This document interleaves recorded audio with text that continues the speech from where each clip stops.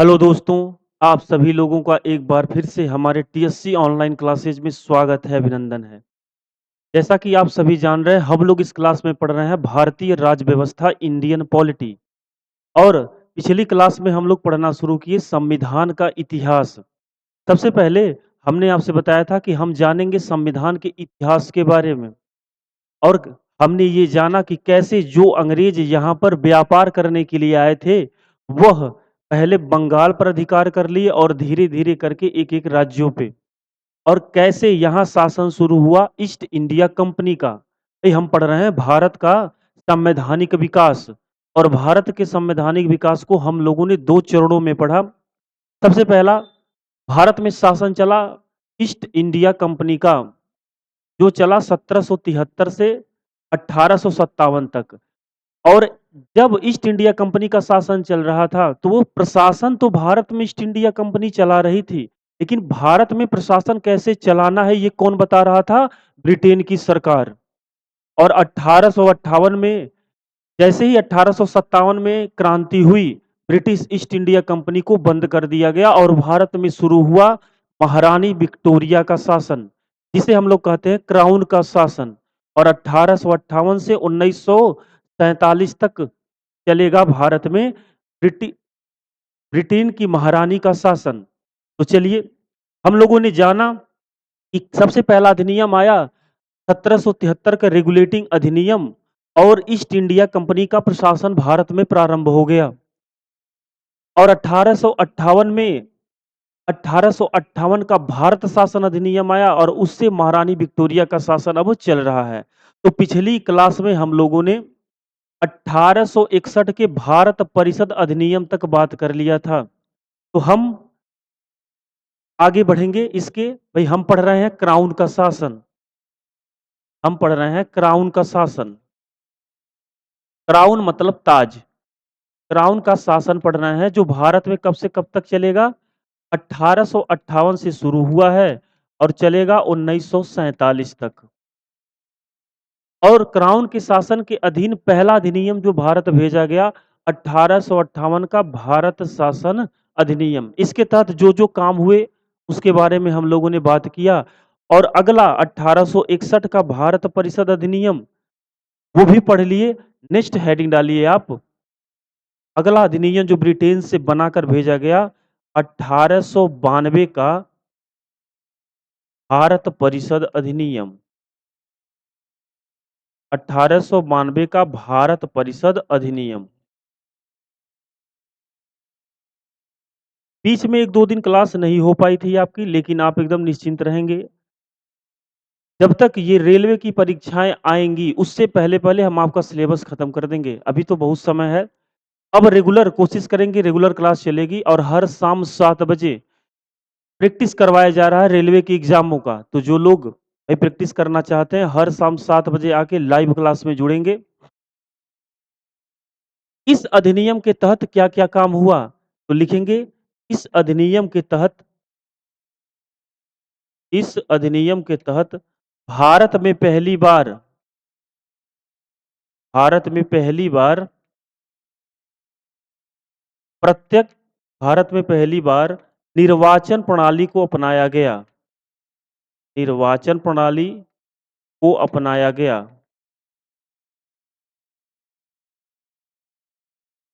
आपसे सवाल पूछेगा कि भारत में पहली बार निर्वाचन प्रणाली को कब अपनाया गया? भाई कब से चुनाव वाली जो प्रणाली हमारे यहाँ चल रही है कि चुनाव करा करके हम अपने शासक का चुनाव करते हैं, तो ये प्रणाली कब अपनाई गई भारत में? तो अगर ये सवाल पूछे कब अपनाई गई, तो 1892 में।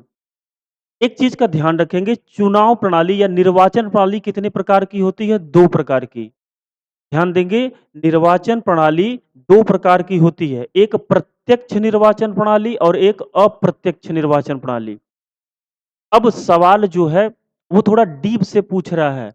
प्रत्यक्ष निर्वाचन प्रणाली क्या होता है? वह निर्वाचन प्रणाली जिसमें जनता द्वारा मतदान किया जाता है, वो कहलाता है प्रत्यक्ष निर्वाचन प्रणाली। और अप्रत्यक्ष निर्वाचन प्रणाली वह निर्वाचन प्रणाली जिसमें जनता द्वारा वोटिंग नहीं किया जाता। अब एग्जाम्पल में समझेंगे। प्रत्यक्ष निर्वाचन प्रणाली हमने क्या बताया? जिसमें जनता वोटिंग करती है। जैसे लोकसभा का चुनाव हुआ, विधानसभा का चुनाव हुआ, आपके हर ग्राम में ग्राम पंचायत का चुनाव हुआ, इसमें आप सभी जनता ही वोटिंग तो करती है, तो ये है प्रत्यक्ष निर्वाचन। और जैसे राष्ट्रपति का चुनाव, उपराष्ट्रपति का चुनाव, इनके चुनाव में या राज्यसभा के सदस्यों का चुनाव, तो क्या इसमें जनता वोटिंग करती है? नहीं। में सांसद वोटिंग करते हैं, तो वो अप्रत्यक्ष निर्वाचन प्रणाली कहलाती है। तो अगर सवाल पूछ दे कि भारत में निर्वाचन प्रणाली को कब अपनाया गया पहली बार, तो अपनाया गया 1892 में। लेकिन कौन से? तो ये भी लिख लेंगे। कौन से निर्वाचन प्रणाली को अपनाया गया? लिखेंगे भारत में पहली बार अप्रत्यक्ष निर्वाचन प्रणाली को अपनाया गया।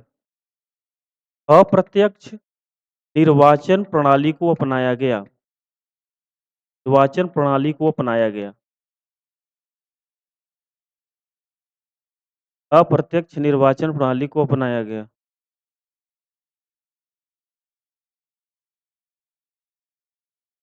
एक सेकंड रुकेंगे। अप्रत्यक्ष निर्वाचन, अगर सवाल पूछे निर्वाचन प्रणाली कब अपनाई गई? 1892। अप्रत्यक्ष निर्वाचन प्रणाली कब अपनाई गई? 1892। तो पहली बार जो निर्वाचन प्रणाली अपनाई गई थी, वो अप्रत्यक्ष निर्वाचन प्रणाली। तो इस अधिनियम के सबसे पहले काम यही हुआ। इसके अलावा लिखेंगे अगला काम, इसी अधिनियम के तहत भारतीयों को भी भारतीयों को भी बजट पर बहस करने का अधिकार दिया गया। भारतीयों को भी बजट पर बहस करने का अधिकार दिया गया।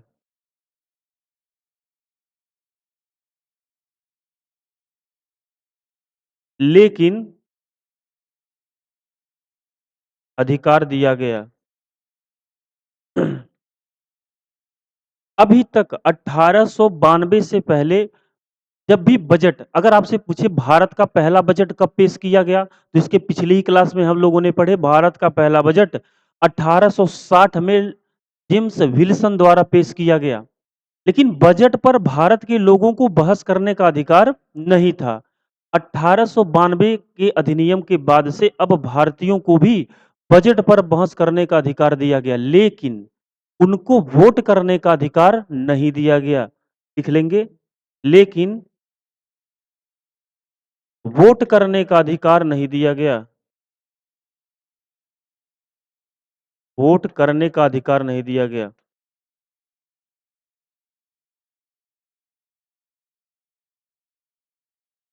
तो दो काम हुआ, अप्रत्यक्ष निर्वाचन प्रणाली को भारत में पहली बार अपनाया गया।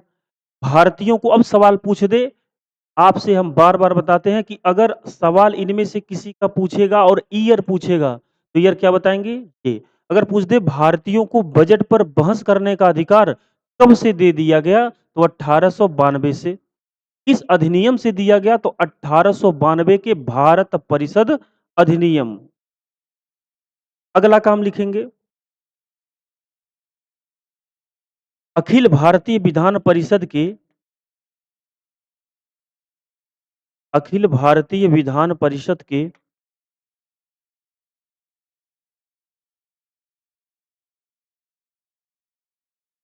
सदस्यों की संख्या में सुधार किए गए। सदस्यों की संख्या में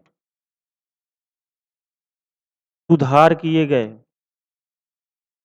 क्या सुधार हुए? भाई आप जान रहे हैं कि भारत में पहली बार किसी विधायिका को जो गठन हुआ, विधि का निर्माण करने की जो संस्था का गठन हुआ, पहली बार वो कब हुआ? वो हुआ 1853 में। और किस अधिनियम के तहत हुआ? तो 1853 के चार्टर अधिनियम के तहत।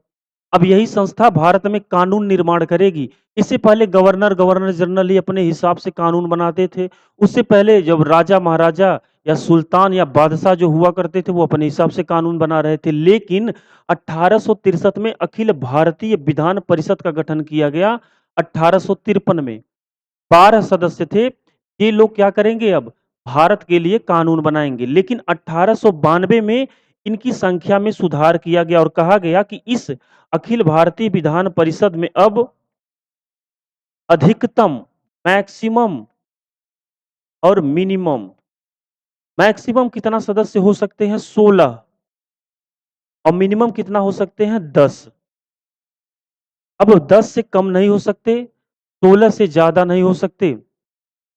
तो ये सुधार किया गया और ये कुछ काम थे जो 1892 के भारत परिषद अधिनियम के तहत हुए। जल्दी इसको नोट करिए और आगे बढ़ें। चलिए, अगला अधिनियम आया, अगला अधिनियम आएगा 1909 में, लेकिन इस अधिनियम के आने से पहले ही ध्यान रखेंगे एक चीज का, 1899 से लेकर 1905 तक भारत का अगला वायसराय बनाकर भेजा गया लॉर्ड कर्जन को। लॉर्ड कर्जन यह भारत का सबसे अभी तक का अप्रिय वायसराय रहा और जब लॉर्ड कर्जन भारत आया तो इसने देखा कि बंगाल में बहुत ज्यादा शांति है, लोग एकदम भाईचारा के साथ रह रहे हैं और कोई भी लड़ाई झगड़ा नहीं हो रहा है। एक चीज ध्यान देंगे कि जब तक जनता का ध्यान सरकार पर रहेगा तब तक सरकार चलाने में बड़ा दिक्कत होगी, वो कोई चोरी भ्रष्टाचार वो नहीं कर पाएंगे। तो जैसे ही लॉर्ड कर्जन आया, देखा बड़ा भाईचारा चल रहा है बंगाल में, एकदम शांति है, तो वो एक बात अच्छे से जानता था कि जनता का जो ध्यान है वो ब्रिटेन की सरकार से हटाना पड़ेगा, नहीं तो ये जो लूटपाट कर रहे हैं वो अच्छे से कर नहीं पाएंगे। और उसने सदियों पुरानी नीति अपनाई, फूट डालो और राज करो। सबसे पहले फूट डालने के लिए लॉर्ड कर्जन ने क्या किया? लॉर्ड कर्जन ने 1905 में बंगाल विभाजन किया, बंगाल विभाजन की घोषणा की। बंगाल विभाजन हुआ। कैसे बंगाल बांटा? इसने तर्क ये दिया कि बंगाल बहुत बड़ा है और प्रशासन चलाने में बहुत कठिनाइयां हो रही हैं, इसके लिए बंगाल का विभाजन करना होगा। और इन्होंने जो ये पूरा बंगाल था इसको दो हिस्सों में काट दिया। एक वह बंगाल बनाया जिसको कहा गया पूर्वी बंगाल और एक बंगाल बना पश्चिमी बंगाल। तो पूर्वी एक वह बंगाल बनाया गया जहां मुसलमानों की संख्या हिंदुओं की संख्या से 3 गुनी थी और एक बंगाल बनाया गया जिसमें हिंदुओं की संख्या मुसलमानों की संख्या से 4 गुनी थी। कहने का मतलब बस इसलिए तर्क दे रहा था कि प्रशासन के आधार पर उसका उद्देश्य था इस शांति को भंग करना, जिससे लोगों का जो ध्यान है वो सरकार से हट जाए। तो हिंदू मुसलमान के आधार पर वो क्या किया? सबसे पहले बंगाल का विभाजन कर दिया। और यह विभाजन कब से लागू हुआ? यह बंगाल जो विभाजन है वो लागू हुआ 16 अक्टूबर 1905 से। इसीलिए 16 अक्टूबर को 1905 से यह कहा गया कि यह लागू हो जाएगा और बंगाल के दो भाग हो जाएंगे। भारतीय लोग तुरंत ही इस चीज का विरोध करने लगे और लेकिन 16 अक्टूबर को जब ये बंगाल विभाजन लागू हुआ तो रविंद्रनाथ टैगोर के कहने पर 16 अक्टूबर को पूरे बंगाल में रक्षा बंधन दिवस बनाया गया। रक्षा बंधन दिवस मनाया गया। किसके कहने पर? रविंद्रनाथ टैगोर के कहने पर। रविंद्रनाथ टैगोर के कहने पर। अब जैसे बंगाल का विभाजन कर दिया उसके बाद इसने मुसलमानों से कहा कि यहाँ पर हिंदुओं की संख्या बहुत ज्यादा है और हमारा क्या, हम तो आज नहीं तो कल भारत को आजाद करके यहाँ से चले जाएंगे। उनकी एक पार्टी भी है कांग्रेस, जिसकी 1885 में स्थापना तो हो ही चुकी है। तो सत्ता मिलेगा किसको? सत्ता मिलेगा हिंदुओं को।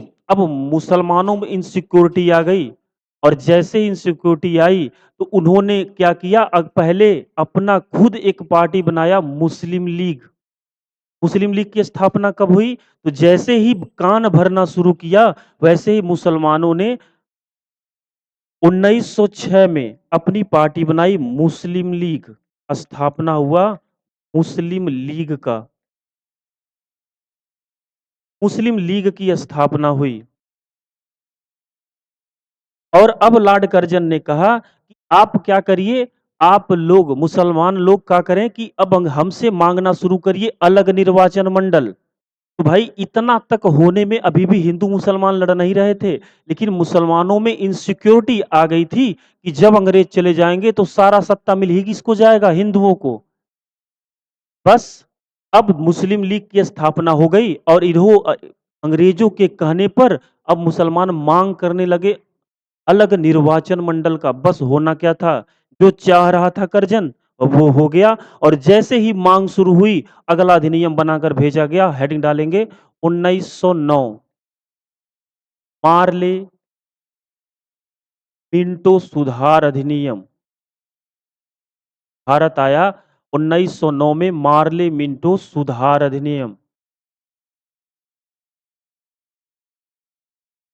सुधार अधिनियम।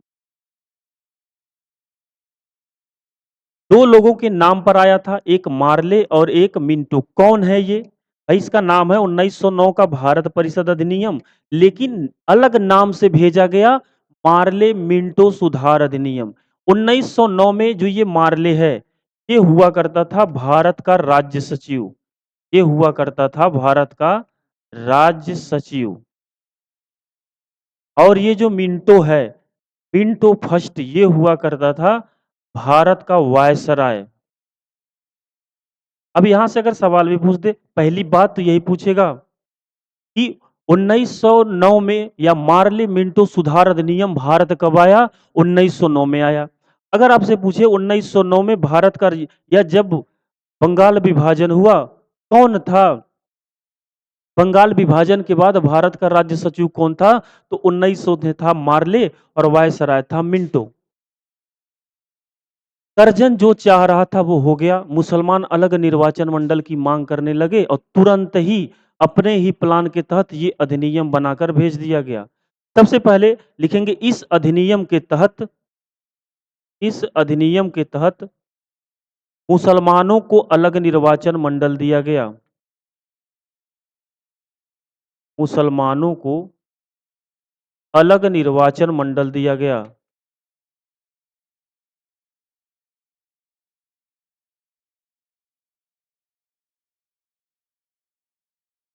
और मुसलमानों को मतदान का विशेषाधिकार प्रदान किया गया। और इन्हें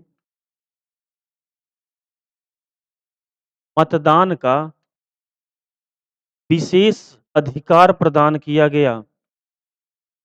विशेष अधिकार क्या था अभी बता रहे हैं। विशेष अधिकार प्रदान किया गया। तो इस अधिनियम के तहत आपसे सवाल पूछेगा, अलग निर्वाचन मंडल मुसलमानों को कब मिला? 1909 में विशेष अधिकार प्रदान किया गया। अब विशेष अधिकार का मतलब था अब जो भी मुसलमान होगा वो अब मुसलमान 2 वोट डाल सकेगा। मुसलमान अब 2 वोट डाल सकेंगे। 2 वोट या 2 मतदान कर सकेंगे। पहला पहला किसी मुस्लिम कैंडिडेट को अनिवार्य होगा, अनिवार्यतः मुस्लिम कैंडिडेट को।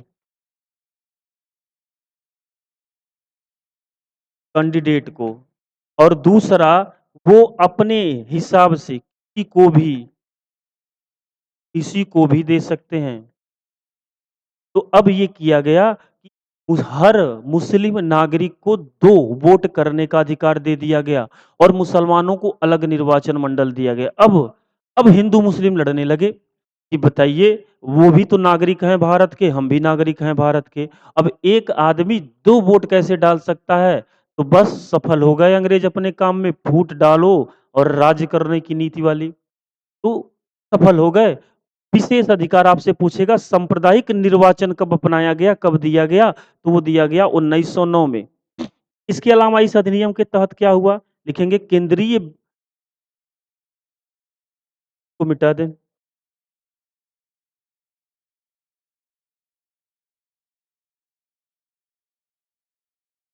चलिए पढ़ रहे हैं 1909 का मार्ले मिंटो सुधार अधिनियम।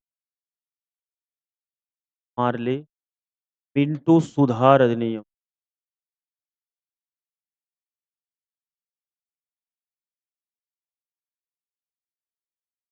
अधिनियम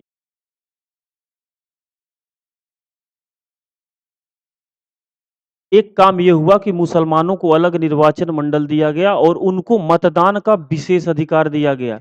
इसके अलावा क्या काम हुआ लिखेंगे इसी अधिनियम के तहत अखिल भारतीय विधान परिषद के सदस्यों की संख्या बढ़ा दी गई। भई पहले कितना सदस्य हुआ करते थे? 12।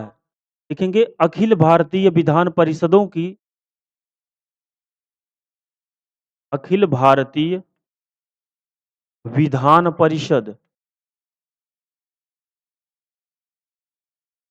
के सदस्यों की संख्या बढ़ाकर कितना कर दिया गया? 69। अखिल भारतीय विधान परिषदों की संख्या को बढ़ाकर कर दिया गया 69। इसके अलावा लिखेंगे इसी अधिनियम के तहत 1909 में प्रांतीय विधान परिषदों का गठन किया गया। प्रांतीय विधान परिषदों का गठन किया गया। परिषदों का गठन किया गया। कहने का मतलब अभी तक पूरे भारत में कानून बनाने के लिए एक ही विधायिका थी, अखिल भारतीय विधान परिषद, जैसे आज हमारे पास संसद है। लेकिन प्रांतों में, राज्यों में कुछ नहीं था। तो अब प्रत्येक प्रांत में क्या किया गया? प्रत्येक प्रांत में एक एक विधान परिषद का गठन किया गया। तो उस समय 11 ब्रिटिश प्रांत थे। तो हर प्रांत में, जैसे आज हर राज्य में एक विधानसभा होती है, उसी तरह हर प्रांत में क्या किया गया? एक प्रांतीय विधान परिषद का गठन किया गया। आपसे पूछेगा कि प्रांतीय विधान परिषद का गठन भारत में कब हुआ? 1909 में। और इनके सदस्यों की संख्या सबसे इंपॉर्टेंट है, तो एकदम ध्यान से सुनेंगे, सब अभी याद हो जाएगा। बंगाल, मद्रास और बंबई। बंगाल, मद्रास, बंबई और संयुक्त प्रांत। संयुक्त प्रांत उत्तर प्रदेश।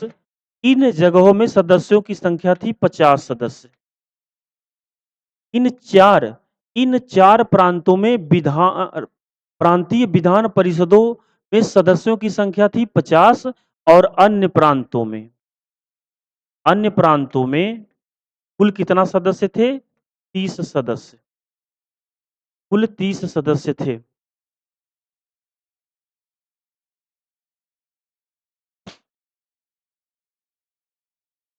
ये कुछ काम हुए 1909 के मार्ले मिंटो सुधार अधिनियम के तहत। और लॉर्ड कर्जन जो फूट डालो राज करो की नीति के तहत भारत आया, वो एकदम कामयाब हो गया। हिंदू मुस्लिम लड़ने लगे और उनका ध्यान सरकार से हटा दिया गया। आज भी ऐसा किया जाता है। आज भी जनता का ध्यान ज्यादातर सरकार के कामों से हटाया जाता है। हर कुछ दिन में कुछ नई नई चीजें आते हैं और सारे लोग बस एकदम सोशल मीडिया पे जुड़े हुए हैं, लगे हुए हैं। ऐसा होता है आज भी। तो पहला सवाल तो यही बन जाएगा कि मार्ले मिंटो सुधार अधिनियम कब आया? 1909 में। अखिल भारतीय विधान परिषदों की संख्या को बढ़ा दिया गया।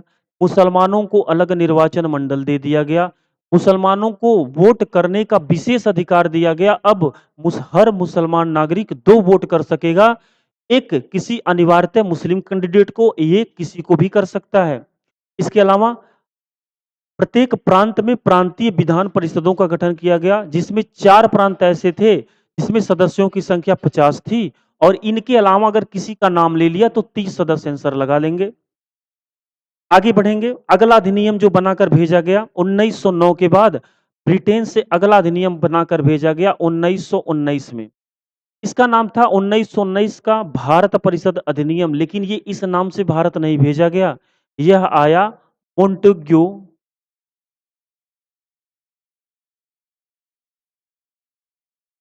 मोन्टेग्यू चेम्सफोर्ड मोन्टेग्यू चेम्सफोर्ड सुधार अधिनियम, इसी नाम से अगला अधिनियम भेजा गया। तो सबसे पहला सवाल तो ये बनेगा कि मोन्टेग्यू चेम्सफोर्ड सुधार अधिनियम कब आया भारत? तो 1909 में आया। ये कौन था? इस समय 1909 में भारत का राज्य सचिव हुआ करता था मोन्टेग्यू। और चेम्सफोर्ड कौन हुआ करता था? तो 1909 में ये था भारत का वायसराय। इस अधिनियम के तहत क्या-क्या काम हुआ? तो सबसे पहला तो ध्यान के याद करके रखेंगे 1909 में मोंटेग्यू चिम्सफोर्ड सुधार अधिनियम आया। देखेंगे इस अधिनियम के तहत सबसे पहला काम क्या हुआ? भारत में इस अधिनियम के तहत भारत में प्रत्यक्ष निर्वाचन प्रणाली को अपनाया गया। प्रत्यक्ष निर्वाचन प्रणाली को अपनाया गया।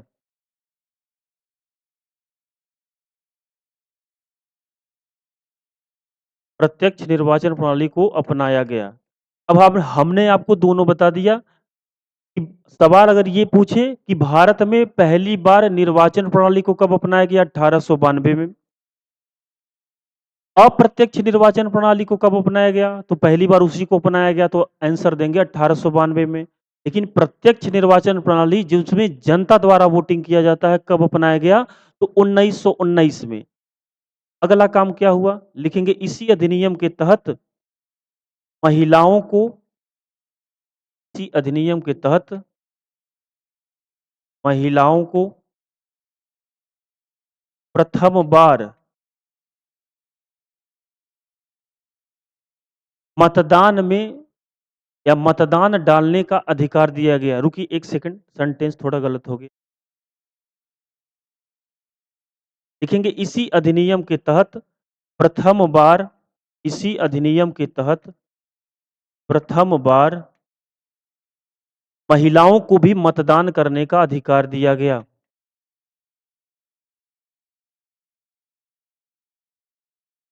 महिलाओं को भी मतदान करने का अधिकार दिया गया। अधिकार दिया गया, अधिकार मिला। अगर आपसे पूछे 1919 के पहले भारत में महिलाएं मतदान नहीं कर सकती थीं। तो महिलाओं को मतदान का अधिकार कब से मिला? अगर ईयर पूछेगा 1919 से अब महिलाओं को भी मतदान करने का अधिकार दे दिया गया। अब चुनाव जब भी होगा, निर्वाचन जब भी होगा, महिलाएं भी क्या करेंगी? मतदान डाल सकेंगी, वोट अपना डाल सकेंगी। अगला काम जो इस अधिनियम के तहत हुआ लिखेंगे 1919 से 1935 तक 1919 से 1935 तक प्रांतों में द्वैध शासन लगाया गया। प्रांतों में द्वैध शासन लगाया गया। लगाया गया। ध्यान देंगे, द्वैध शासन का मतलब क्या होता है? भाई हम पढ़ चुके हैं इस चीज को। भारत में सबसे पहले द्वैध शासन बंगाल में लगा था। कौन लगाया था? Robert Clive. कब लगाया था? 1765 में। और कब तक चला? 1772 तक। किसके द्वारा हटाया गया? तो वारेन हेस्टिंग्स के द्वारा हटाया गया। और जब द्वैध शासन का मतलब होता है दोहरी शासन प्रणाली, दोहरा टैक्स। अब हर नागरिक को क्या करना होगा? 2 टैक्स देना होगा। और जब बंगाल में लगाया गया था तो उसी को बंगाल की लूट कहते हैं। और उन्हीं 7 सालों में जो बंगाल पहले इतना अमीर हुआ करता था, वो 7 सालों में इस कदर लूटा गया, इस कदर भ्रष्टाचार हुआ कि वो एकदम गरीब हो गया। अब वही द्वैध शासन लगा दिया गया भारत के प्रति सभी प्रांतों में। तो आपसे सवाल पूछे कि प्रांतों में द्वैध शासन कब लगा? 1919 में। कब खत्म हुआ? 1935 में। इस अधिनियम के तहत मोंटेग्यू चिम्सफोर्ड सुधार अधिनियम के तहत लगाया गया। और जब ये लगाया गया तो भारत के लोग इसका विरोध करने लगे और उन्होंने कहा कि एक बार द्वैध शासन तो लगा था बंगाल में और हमने उसका परिणाम देख लिया कि किस कदर भ्रष्टाचार और किस कदर लूट हो रहा था। लेकिन इस बार ब्रिटेन की सरकार ने कहा कि वो जब हुआ तब हुआ, इस बार ऐसा भ्रष्टाचार और लूट नहीं होने देंगे। इस बार जो द्वैध शासन लगाया जाएगा, उसके लिए प्रत्येक 10 वर्ष में एक आयोग का गठन किया जाएगा ब्रिटेन में। और वह हर 10 साल में वो आयोग भारत आएगा और भारत में प्रांतों में चल रहे द्वैध शासन की जांच करेगा। तो भारत के लोग शांत हो गए। तो बस ये ध्यान रखेंगे कि 1919 में प्रांतों में द्वैध शासन लगाया गया। इसके अलावा सबसे इंपॉर्टेंट काम ध्यान रखेंगे, लिखेंगे इसी अधिनियम के तहत या 1919 में ही हमारे विधायिका को हमारे विधायिका को द्विसदनीय बनाया गया।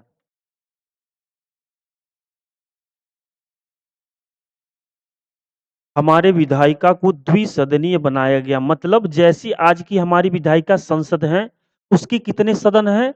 2 सदन, एक लोकसभा और एक राज्यसभा। उसी प्रकार पहले अभी तक जो हमारे पास जो ये हम पढ़ रहे हैं, अभी तक सिर्फ एक ही विधायिका है हमारे पास केंद्र की, उसका क्या नाम है? केंद्रीय या अखिल भारतीय विधान परिषद, जिसका गठन हुआ था 1853 में, और वही पूरे देश के लिए कानून बना रही है। लेकिन 1919 में ये प्रावधान किया गया कि अब हमारी विधायिका क्या होगी? द्विसदनीय होगी। आपसे सवाल पूछेगा हमारी विधायिका को द्विसदनीय कब बनाया गया? 1919 में। लिखेंगे द्विसदनीय बनाया गया। और एक केंद्रीय विधानसभा का गठन किया गया। और एक केंद्रीय विधानसभा का गठन किया गया। केंद्रीय विधानसभा का गठन किया गया।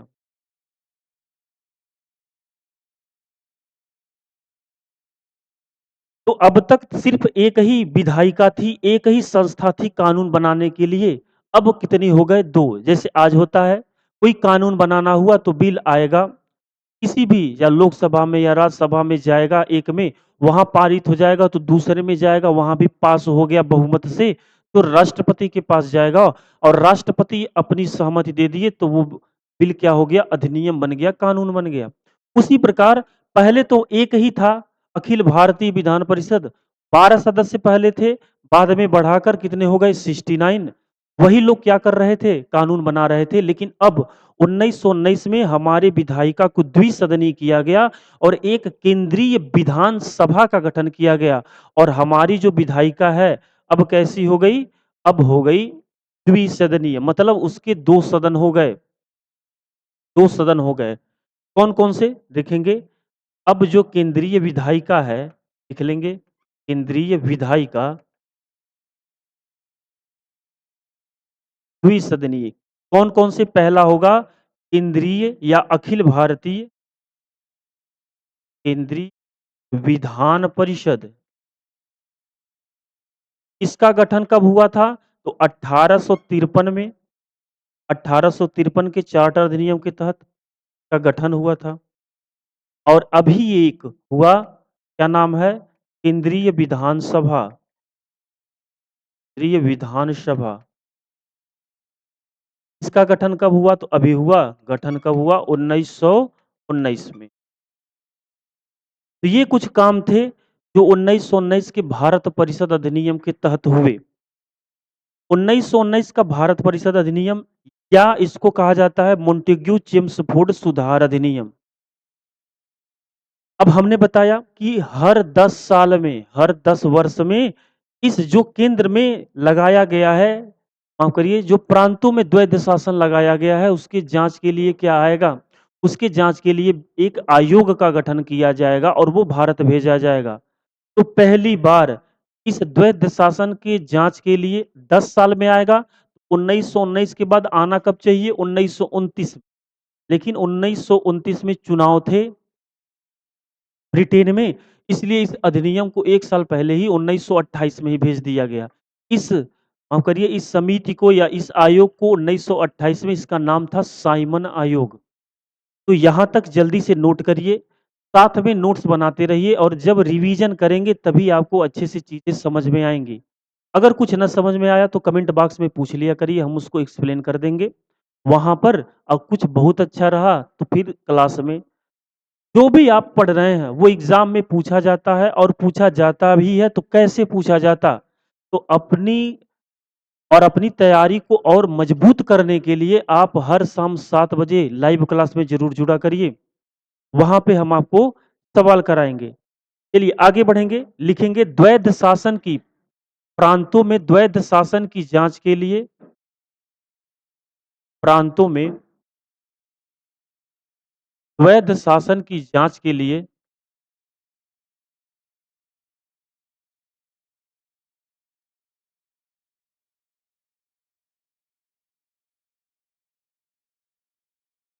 प्रत्येक 10 वर्ष में, एक 10 वर्ष में एक आयोग एक आयोग का गठन करने का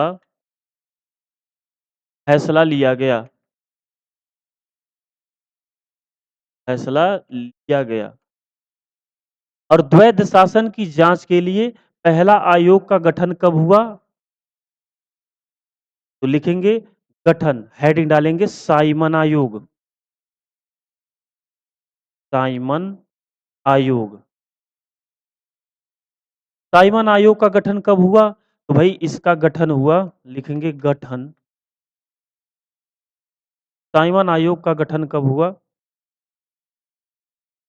8 नवंबर 1927 को। कहां पर हुआ? तो लंदन में हुआ।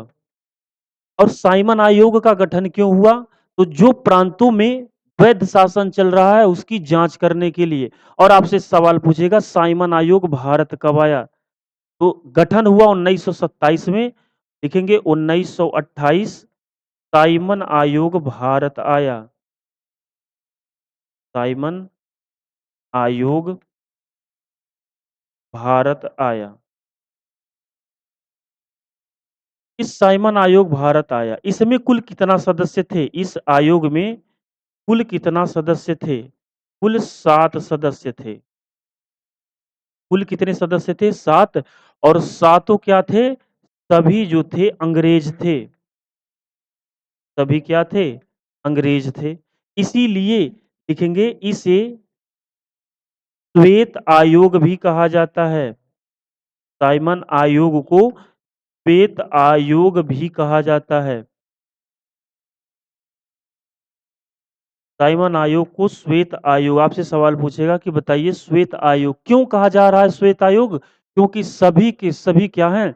अंग्रेज हैं। श्वेत आयोग भी कहा जाता है। चलिए आगे बढ़ेंगे। जैसे ही साइमन आयोग आया, भारत आया, भारत में कहाँ पहुंचा? बंबई। ये लिख लेंगे साइमन आयोग बंबई बंदरगाह पर उतरा। भारत आए तो किस जगह पहुंचे ये? मुंबई या बंबई, बंबई बंदरगाह। बंबई बंदरगाह पर पहुंचे। और जैसे ही साइमन आयोग बंबई बंदरगाह पर पहुंचा तो भारत के लोगों द्वारा इसका पुरजोर विरोध किया गया। काला झंडा दिखाकर इनका स्वागत और अभिनंदन किया गया और नारे लगाए गए कि साइमन गो बैक, साइमन वापस जाओ। क्यों? क्योंकि भारत के लोग ये मांग कर रहे थे कि इस आयोग में एक भारतीय का होना अनिवार्य है और ऐसा होना भी चाहिए। क्यों? क्योंकि द्वैध शासन लगाया अंग्रेजों ने, उसकी जांच भी अंग्रेज करेंगे, उसका रिपोर्ट भी वही करेंगे और लूट और भ्रष्टाचार भी तो वही कर रहे हैं। तो भारतीयों का मांग था कि सारा काम आप ही कर रहे हैं, चोरी भी आप कर रहे हैं, उस चोरी का जांच भी आप कर रहे हैं, रिपोर्ट भी आप तैयार कर रहे हैं, तो इसमें पारदर्शिता कैसे रहेगी? तो इस द्वैध शासन में पारदर्शिता के लिए भारतीय लोगों द्वारा ये मांग किया जा रहा था कि क्या होना चाहिए? एक भारतीय सदस्य होना चाहिए, लेकिन अंग्रेज इस मांग को मानने नहीं और 1928 में साइमन आयोग भारत भेज दिए। अगर ये सवाल पूछे साइमन आयोग भारत कहाँ पहुंचा, तो बंबई बंदरगाह पर उतरा और इसी साइमन आयोग का पूरा भारत में क्या किया गया? पूरे भारत में विरोध किया गया। साइमन वापस जाओ के नारे लगाए गए और लाहौर में इसी साइमन आयोग की विरोध प्रदर्शन की अगुवाई कर रहे थे लाला लाजपत राय। भाई ये कुछ चीजें तो हिस्ट्री में पढ़नी है। लिखेंगे लाहौर में इस विरोध प्रदर्शन की अगुवाई कौन कर रहा था? लिखेंगे लाहौर में इस विरोध प्रदर्शन की अगुवाई कर रहे थे पंजाब केसरी लाला लाजपत राय। और इसी प्रदर्शन के दौरान एक अंग्रेज था जिसने लाठी चार्ज करवाया। अंग्रेज जिसने लाठी चार्ज करवाया, उसका नाम था जेम्स ए स्टॉक। जेम्स ए स्टॉक। तो जेम्स ए स्टॉक के द्वारा लाठीचार्ज करवाया गया और लाला लाजपत राय की क्या हो गई? मृत्यु हो गई। और जैसे ही लाला लाजपत राय की मृत्यु हुई, अभी तक अभी तक जो भारतीय सिर्फ़ साइमन गो बैक का नारा लगा रहे थे, वो एकदम उग्र हो गए और तोड़-फोड़ करने लगे। पूरे तोड़-फोड़ होने लगा, पूरे भारत में आगजनी होने लगी, जिससे जो ये ब्रिटेन की सरकार थी, जो ये शासन चला रही थी भारत में, इनकी नींव पूरी हिल गई। इस समय इस समय भारत का जो राज्य सचिव हुआ करता था, भई समय भारत का जो राज्य सचिव हुआ करता था, भारत का राज्य सचिव जो हुआ करता था, उसका नाम था लॉर्ड बर्कनहेड। बर्कनहेड। और इस समय कांग्रेस के अध्यक्ष हुआ करते थे, कांग्रेस के अध्यक्ष हुआ करते थे पंडित मोतीलाल नेहरू। मोतीलाल नेहरू। तो लॉर्ड बर्कनहेड मोतीलाल नेहरू से मिलने आया और मोतीलाल नेहरू से कहा कि आप ही कुछ करिए, इस दंगे को जल्दी से शांत कराया जाए, इतना ज़्यादा भीड़ उग्र हो गई है। तो मोतीलाल नेहरू ने कहा कि आपने हमारे एक इतने अच्छे नेता को क्या किया है, लाठी चार्ज के दौरान मार दिए हैं। हमारे हाथ में इसको शांत कराना नहीं है। लेकिन एक रास्ता है कि इस आगजनी को, इस तोड़-फोड़ को शांत किया जा सकता है। हमको आप क्या दे दीजिए? पूर्ण स्वराज। तो मोतीलाल नेहरू ने माँग किया, हमको क्या चाहिए? इन्होंने माँग किया, हमको चाहिए पूर्ण स्वराज।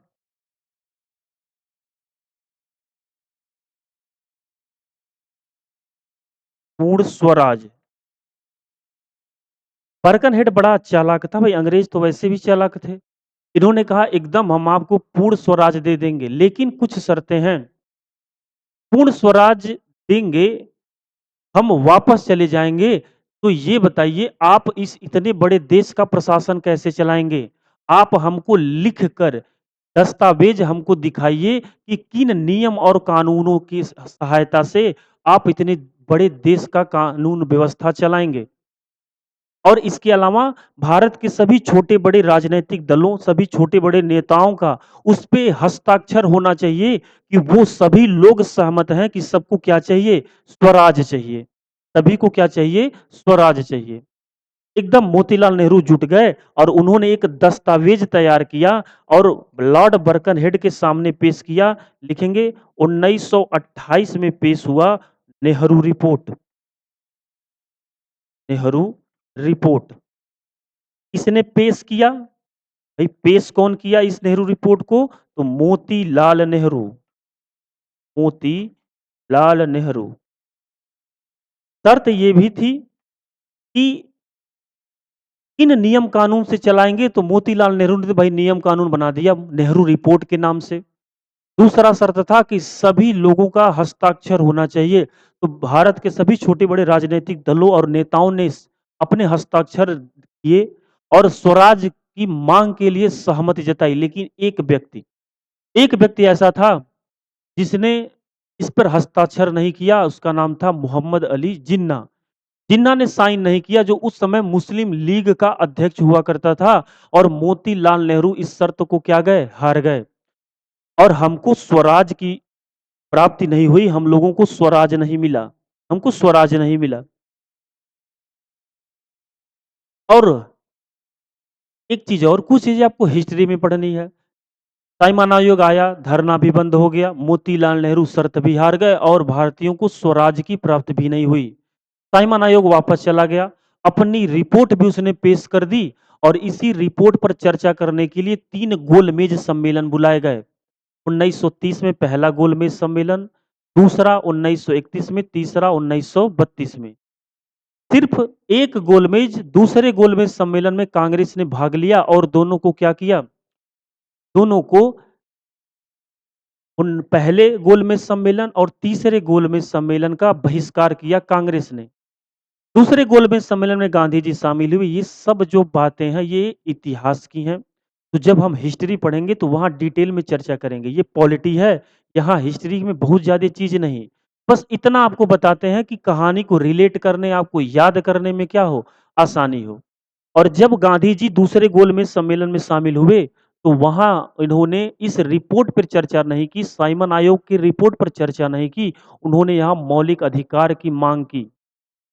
लेकिन अंग्रेजों ने किसी भी मांग को नहीं माना और अगला अधिनियम बनाकर भेजा गया। लिखेंगे अंग्रेजों द्वारा जो अगला अधिनियम बनाकर भेजा गया 1935।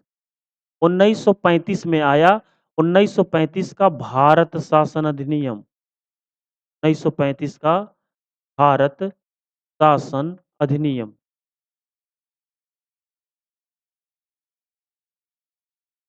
अभी तक जितने भी अधिनियम, जितने भी दस्तावेज ब्रिटेन से भारत बनाकर भेजे गए थे, उन सभी में सबसे बड़ा, सबसे जटिल दस्तावेज कौन सा था?